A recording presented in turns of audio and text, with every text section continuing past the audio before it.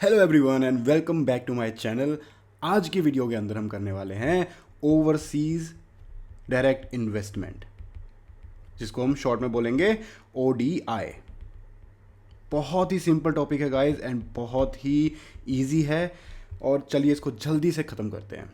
तो सबसे पहले अगर हम बात करें इसकी डिटेल में, तो क्या होता है कि एक इंडियन पार्टी है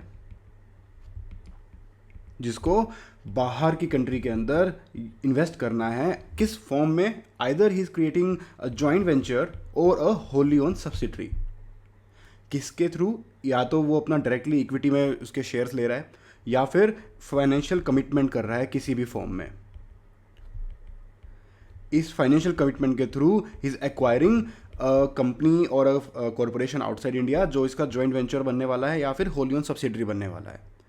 अब ये जो फाइनेंशियल कमिटमेंट होगी, इसके दो रूट्स होते हैं। फर्स्ट ऑफ ऑल, या तो ऑटोमेटिक रूट से, जैसा कि हमने एक्सटर्नल कमर्शियल बोरोइंग्स के अंदर भी देखा था। This is just opposite of external commercial borrowing. यहाँ पे हम बाहर की कंट्रीज में अपनी फाइनेंशियल कमिटमेंट दे रहे हैं।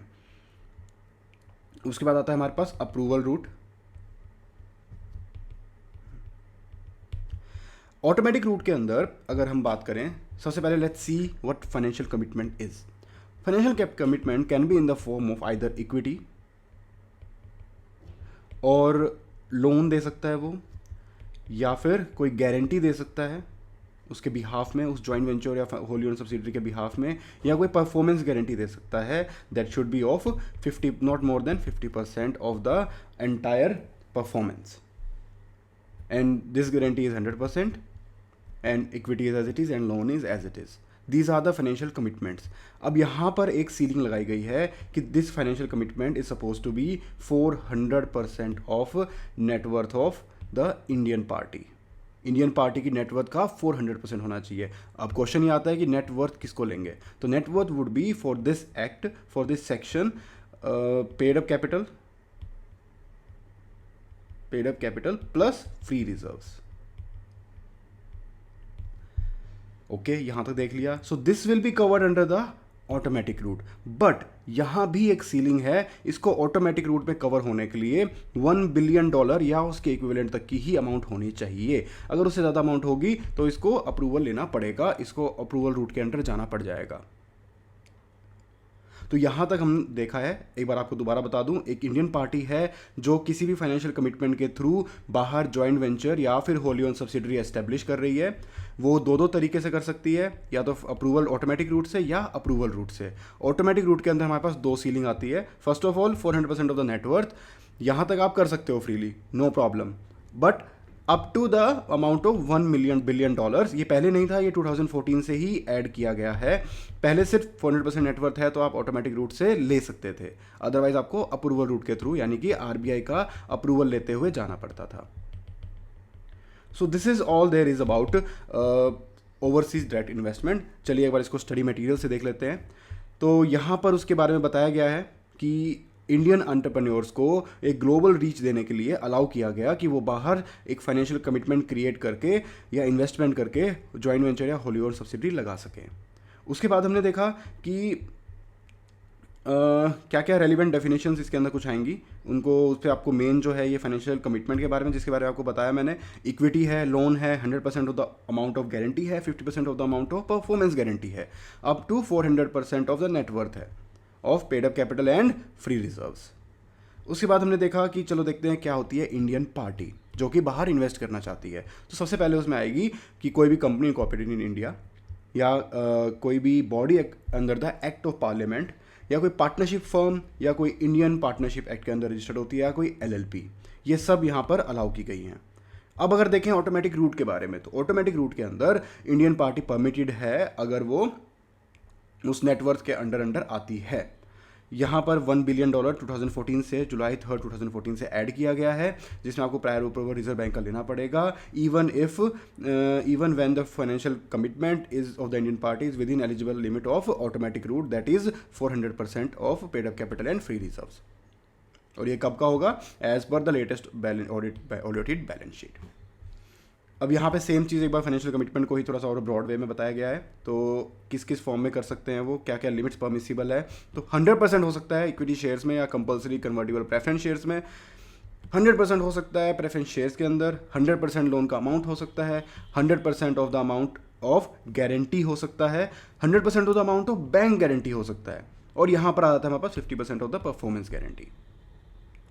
अब कुछ रिक्वायरमेंट्स दी गई हैं कि क्या क्या रिक्वायरमेंट्स हैं, अगर आपको इन्वेस्ट करना है बाहर तो उस केस में क्या क्या रिक्वायरमेंट्स हैं जिनको आपको पूरा करना पड़ेगा। तो सबसे पहली बात तो यहाँ पे की गई है कि जो इंडियन पार्टी वहाँ इन्वेस्ट कर रही है वो बोनाफाइड एक्टिविटी होनी चाहिए, ना कि सिर्फ इंडिया में बट होस्ट कंट्री में भी।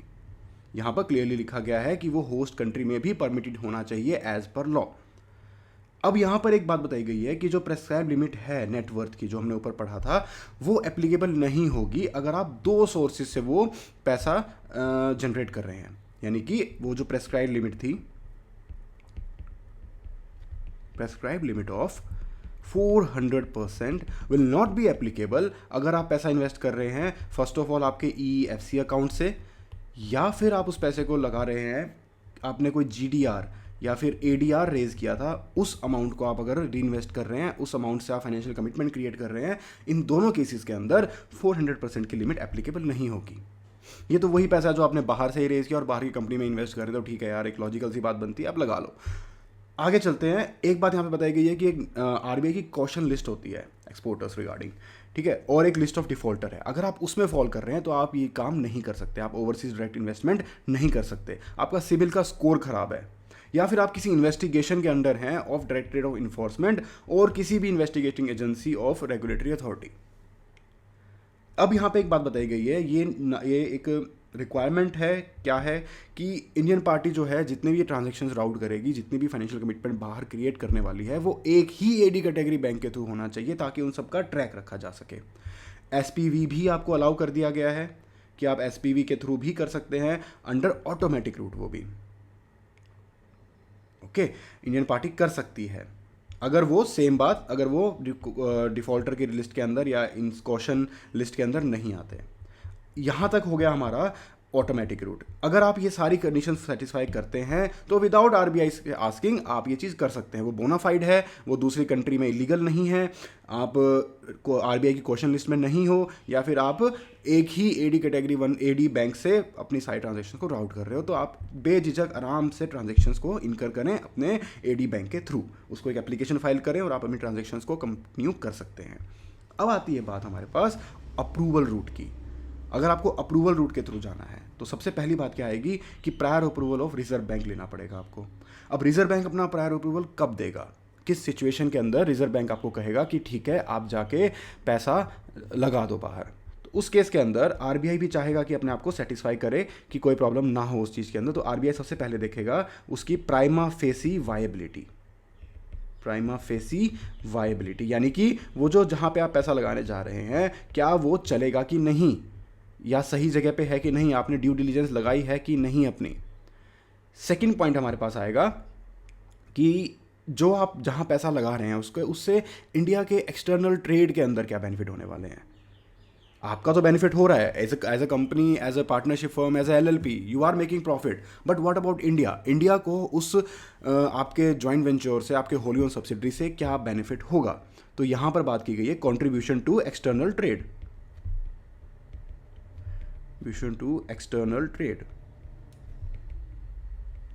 नेक्स्ट थर्ड पॉइंट आता है हमारे पास कि जो फाइनेंशियल बिजनेस पोजीशन है आपकी इंडियन पार्टी की as well as the foreign entity की, जो फाइनेंशियल पोजीशन है उसको देखा जाएगा कि वो फाइनेंशियल पोजीशन उनकी कैसी है और उनका ट्रैक रिकॉर्ड कैसा है, उनका बिजनेस कैसा रन कर रहा है, बहुत ज़्यादा अप्स एंड डाउन्स तो नहीं है कंपनीज के अंदर, कुछ शेडी एक्टिविटीज़ तो नहीं है।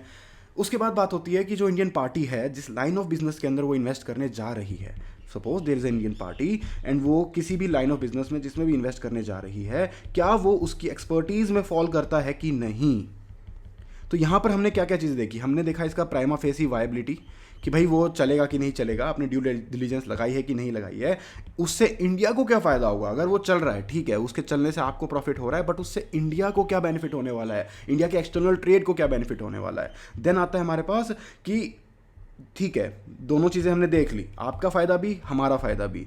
नाउ लेट्स सी कि जो सामने वाली एंटिटी है और आप हो, क्या आपकी फाइनेंशियल कैपेबिलिटी इतनी है, क्या आपका ट्रैक रिकॉर्ड ऐसा है कि ये फ़ायदा कंटिन्यू रहेगा। उसके बाद हम देखेंगे कि चलो ठीक है, आपने बिजनेस चला लिया, आपका ट्रैक रिकॉर्ड अच्छा था, बट क्या आप फ्यूचर में उसको अच्छे से मेंटेन कर पाएंगे। उसके लिए हम देखेंगे कि आपकी कैपेसिटी कितनी है, क्या आपकी एक्सपर्टीज़ है उस लेवल की कि आप फ्यूचर में भी उस बिजनेस को एक बेटर मैनर में रन कर पाएंगे। ये सारी चीज़ें आरबीआई कंसीडर करेगा एंड उसके बाद ही अप्रूवल दिया जाएगा। चलिए आगे चलते हैं। तो यहाँ पर यही सारे पॉइंट दिए गए हैं: prima facie viability, contribution to external trade, financial position and business track record of Indian party and of the foreign entity, and expertise and experience of the Indian party in the same और related line of activity.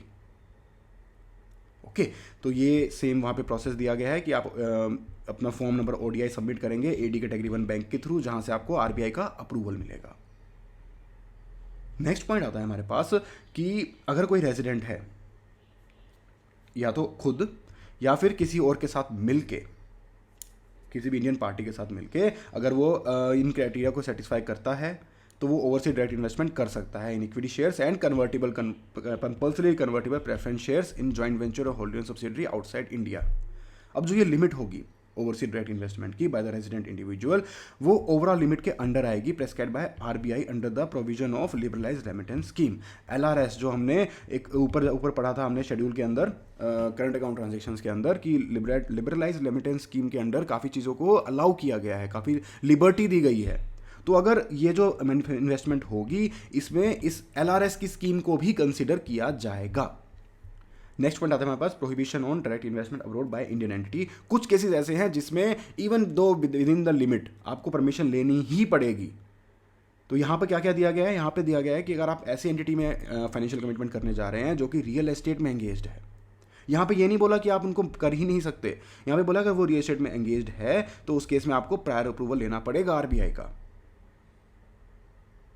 तो वो क्या क्या हो सकती हैं, buying and selling of real estate, या फिर trading in transferable development rights, ठीक है। बट कुछ चीज़ें इससे एक्सक्लूडेड भी हैं, यानी कि अगर आप रियल एस्टेट खरीद बेच रहे हैं वहाँ पे, या फिर टीडीआर्स के चक्कर में। टीडीआर्स क्या होता है कि for example I have a land and मुझे नहीं पता इसको कैसे बनाना है, फ्लैट्स में कन्वर्ट करना है और कैसे सेल करना है, तो I have a engagement with a person, एक एग्रीमेंट बनता है जिसके बेसिस पे वो इस पे बिल्डिंग बनाने वाला है, एंड उसके बेसिस पे उसका बिल्डिंग का खर्चा और मेरा लैंड का दोनों मिला के we will share the amount, and ये होता है ट्रांसफरेबल डेवलपमेंट राइट्स, यानी डेवलपमेंट के उस लैंड के ऊपर डेवलपमेंट के राइट मैंने किसी और को दे दिए हैं।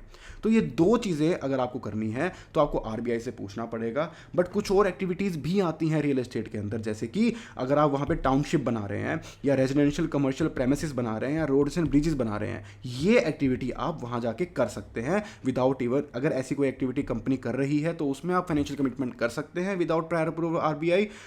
यानी कि मैं हाईलाइट कर देता हूँ, इस एक्टिविटीज़ को आप बिना अप्रूवल के कर सकते हैं जो ग्रीन है, और अगर मैं रेड की बात करूं तो ये जो एक्टिविटी है इसके लिए आपको आरबीआई का अप्रूवल लेना पड़ेगा। This is all there is about this point. आगे चलते हैं। अगर कोई ओवरसीज एंटिटी है जिसका डायरेक्ट या इनडायरेक्ट इक्विटी पार्टिसिपेशन है इंडियन पार्टी का, for example this is an overseas entity, इसमें इंडियन पार्टी का फाइनेंशियल कमिटमेंट है, इक्विटी पार्टिसिपेशन है, किसी इंडियन पार्टी का इक्विटी पार्टिसिपेशन, तो ये जो ओवरसीज एंटिटी होगी ये कोई फाइनेंशियल प्रोडक्ट्स ऑफर नहीं कर पाएगी लिंक टू इंडियन रुपीज़, वो उसको अलाउड नहीं होगा, क्योंकि वो इनडायरेक्टली राउट करना माना जाएगा कि अगर ये कोई कंट्री है, ये जो इंडियन पार्टी है, ये अगर कोई प्रोडक्ट्स नहीं मार्केट में लॉन्च कर पा रही, फाइनेंशियल प्रोडक्ट्स कुछ मनी रेज करने के लिए, तो उसके बिहाफ में ये वो काम कर रही है। बट ऐसा अलाउ नहीं किया गया है कि जो ऐसी ओवरसीज एंटिटी जिसमें इंडियन पार्टी की इक्विटी पार्टिसिपेशन है वो फाइनेंशियल प्रोडक्ट्स मार्केट के अंदर से रेज नहीं कर पाएगी, जैसे कि वो कोई non delivered trades involving foreign currency नहीं कर पाएंगे, वो रुपी एक्सचेंज रेट्स नहीं लगा पाएंगे, stock indices link to Indian market, ये ऐसे बहुत सारी चीज़ें हैं जो इंडियन रुपी से लिंक्ड होते हैं कुछ फाइनेंशियल प्रोडक्ट्स, तो उनके अंदर वो डील नहीं कर पाएंगे। तो उस केस के अंदर without the specific approval of reserve bank of India, उस केस में भी आपको specifically reserve bank of India से पूछना पड़ेगा। ये ऑफर नहीं, उसके बिना आप जब तक परमिशन नहीं लेंगे आप ये फाइनेंशियल प्रोडक्ट्स ऑफर नहीं कर पाएंगे जो इंडियन रुपीज से लिंक्ड हैं। नेक्स्ट पॉइंट आता है कि मेथड ऑफ फंडिंग, बहुत ही बेसिक सी बात है, किन किन मैनर से आप उस पैसे को फंड कर सकते हैं जो आप बाहर इन्वेस्ट करने वाले हैं, फाइनेंशियल कमिटमेंट क्रिएट करने वाले हैं। तो उसके लिए सबसे पहली बात है कि आप फॉरेन एक्सचेंज ड्रॉ कर सकते हैं एडी बैंक से, सिंपल। कैपिटलाइजेशन ऑफ एक्सपोर्ट्स, इसका मतलब क्या होता है कि आपने इंडिया से माल बेचा किसी को, फॉर एग्जांपल वो $10 million का था, बट आप उससे पैसे लेने की बजाय उस चीज़ को अपनी एसेट बना लेते हैं, तो वो हो गया एक्सपोर्ट को कैपिटलाइज करना। तो वो कर सकते हैं आप, वो भी एक इनडायरेक्ट वे में आपकी फाइनेंशियल कमिटमेंट क्रिएट होगी, एक तरह से लोन हो गया कि आप उसको माल बेच दिया है, आप उससे पैसे नहीं ले रहे हैं। स्वैप ऑफ शेयर्स कर सकते हैं, या फिर आप proceeds of external commercial borrowings, देखा जो हमने ऊपर पढ़ा था, एक्सटर्नल कमर्शियल बोरोइंग्स के अगर पैसा आया है तो, या फिर आपने कोई foreign currency convertible bonds FCCBs, ECBs या फिर FCBs, इन केस के अंदर यहाँ से जो पैसा आपने रेज किया है उससे आप फाइनेंशियल कमिटमेंट क्रिएट कर सकते हैं। जैसा कि हमने ऊपर देखा ADR GDR से आप कर सकते हैं, बाहर से ही पैसा लिया और बाहर ही इन्वेस्ट कर दिया।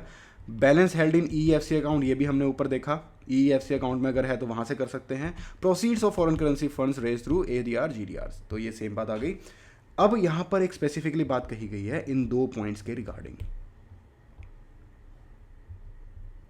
ये क्या कहता है कि इन 2 पॉइंट्स के अंदर जो फाइनेंशियल कमिटमेंट की लिमिट है नेटवर्थ वाली 400% वाली, वो एप्लीकेबल नहीं होगी। आप यहाँ पर इससे ऊपर की अमाउंट भी ऑटोमेटिक रूट के अंडर कर सकते हैं। जनरल परमिशन क्या आती है, एक जनरल परमिशन दी गई है सबको। उस केस के अंदर क्या है कि पर्सन रेजिडेंट, कोई भी पर्सन रेजिडेंट इन इंडिया को for purchase acquisition of securities in the following manner, अगर वो अपने रेजिडेंट फॉरेन करेंसी अकाउंट से वो चीज़ परचेज कर रहा है। दूसरी बात, उसको बोनस शेयर्स मिले हैं on existing holding of foreign currency shares, उसने पहले से फॉरेन करेंसी के शेयर होल्ड किए हुए थे, उन शेयर्स के ऊपर उसको बोनस मिला है। या फिर कोई इंसान है जो not permanently resident in India out of the foreign currencies resources outside India, जो इंडिया में रेजिडेंट तो है बट परमानेंटली रेजिडेंट नहीं है, और उसके फॉरेन करेंसी में कोई सोर्सेज हैं, वहाँ से वो इन्वेस्ट कर रहा है। तो क्या क्या एक जनरल परमिशन दे दी गई, RFC अकाउंट से आपको बोनस शेयर मिल रहे हैं, या आप बाहर के हो, आप परमानेंटली रेजिडेंट नहीं हो इंडिया में, तो आप फॉरेन रिसोर्सेज से कर सकते हैं। So this is all there is guys about overseas direct investment. तो सबसे पहले हमने देखा इसके अंदर कि ओवरसीज डायरेक्ट इन्वेस्टमेंट होता क्या है। सॉरी, ये थोड़ा पीछे चला गया मैं। हाँ, सबसे पहले हमने देखा कि ओवरसीज डायरेक्ट इन्वेस्टमेंट होता क्या है, उसकी कुछ डेफिनेशन देखी, फाइनेंशियल कमिटमेंट के बारे में देखा, इंडियन पार्टी क्या होती है जो बाहर इन्वेस्ट करने वाली है, रूट्स देखे हमने कि 400% तक आपको वैसे अलाउड है, बट 1 बिलियन के बाद आपको अप्रूवल लेना पड़ेगा। ये जुलाई 3, 2014 से एप्लीकेबल हुआ है। परमिसिबल लिमिट क्या क्या है, equity share, preference shares, loan guarantee, bank guarantee and performance guarantee. Then उसके बाद आया कि हमने देखा कि कौन कौन सी क्या क्या रिक्वायरमेंट्स हैं अगर आपको डायरेक्ट इन्वेस्टमेंट करनी है ऑटोमेटिक रूट के अंडर। तो उसके अंदर 3 केसेस आ गए, बोनाफाइड एक्टिविटी होनी चाहिए एंड क्वेश्चन लिस्ट में नहीं आना चाहिए, और एक ही एडी बैंक के थ्रू वो पैसा राउट होना चाहिए। आपको SPV भी अलाउड है अगर आप क्वेश्चन लिस्ट के अंदर नहीं आते। अप्रूवल रूट के अंदर देखा कि RBI क्या क्या कंसिडर करेगा, वो देखेगा कि बिजनेस चलेगा कि नहीं चलेगा, उससे इंडिया को क्या फ़ायदा होगा, दोनों फ़ायदे करने के लिए उनका ट्रैक रिकॉर्ड है कि नहीं है, और आगे अगर कोई प्रॉब्लम आई तो उसको डील करने के लिए उनकी एक्सपर्टीज़ भी है कि नहीं है, ये सब चीज़ें वो कंसीडर करेगा। उसके बाद हमने देखा 2 प्रोहिबिशंस दी गई हैं रियल एस्टेट के रिगार्डिंग, और दूसरा हमें बताया गया है कि फाइनेंशियल प्रोडक्ट्स अगर आप ऑफर कर रहे हैं कोई ऐसी एंटिटी जिसमें इंडियन पार्टी की फाइनेंशियल कमिटमेंट है, तो उस केस के अंदर आपको RBI से पूछना पड़ेगा। अब मेथड ऑफ फंडिंग देखा हमने, जो कि बहुत ही बेसिक पॉइंट थे, ECB, FCCBs, ADR, GDR, EFC account, और फिर हमने लास्ट पॉइंट एक बहुत ही इंपॉर्टेंट देखा कि अगर आप EFC अकाउंट से या फॉरेन प्रोसीड से कर रहे हैं तो 400% वाली लिमिट आप पे एप्लीकेबल नहीं होगी। नेक्स्ट पॉइंट आता है हमारे पास जनरल परमिशन। देखिए हमने कि RFC अकाउंट से पेमेंट कर रहे हैं, या बोनस शेयर से आप इशू कर रहे हैं, या फिर आप बाहर परमानेंटली रेजिडेंट नहीं है इंडिया के एंड बाहर के किसी रिसोर्सेज से आप उस पैसे को इन्वेस्ट कर रहे हैं, तो वो आपको अलाउड है। So thank you for watching guys, and be sure to like and subscribe and share करो if you think this lecture can be helpful for anyone you know, and thank you for watching.